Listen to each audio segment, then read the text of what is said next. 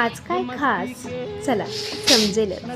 नमस्कार मंडळी, तुमच्या सर्वांचे मनपूर्वक स्वागत आहे आपल्या चॅनलवर.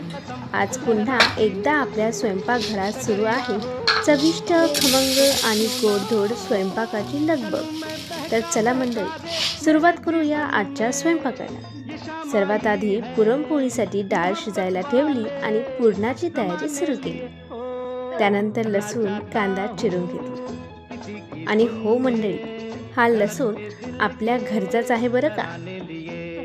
ताजा लसूण वापरला की चव काही वेगळीच येते. त्यानंतर खोबरं तयार करून घेतलं आणि भातासाठी तांदूळ निवडून धुवून ठेवले.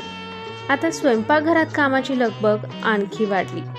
एकीकडे पीठ मळून घेतलं आणि पीठ मळताना आमच्या श्रेयाचं एक गोड वाक्य ऐका हं. व्हिडिओ आवडला असेल तर आमच्या चॅनलला सबस्क्राईब करायला विसरू नका आणि लाईक नक्की करा. यानंतर कुकरच्या शिट्ट्या झाल्या आणि आता आली पुरणाची वेळ. शिजलेली डाळ आणि गूळ एकत्र करून छान परतून घेतलं. त्यात बडीशेप, वेलची आणि सुंठ घालून पुरणाला सुंदर सुगंध आणि चव दिली. अहो, त्या वासाने तर भूक अजूनच चाळवली होती. आता भज्यांची तयारी सुरू झाली. भज्यांसाठी पीठ मळून घेतलं, कुरडया तळून घेतल्या, पापड तळून घेतले आणि घरभर खमंग सुगंध दरवळू लागला.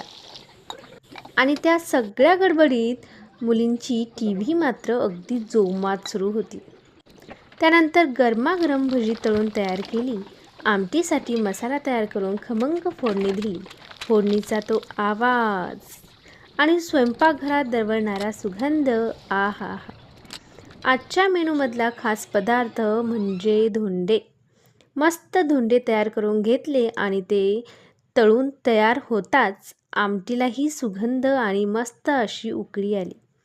अहो मंडळी, त्या आमटीचा वास तर इतका भारी येत होता की स्वयंपाकघरातून बाहेर पडावंच वाटत नव्हतं.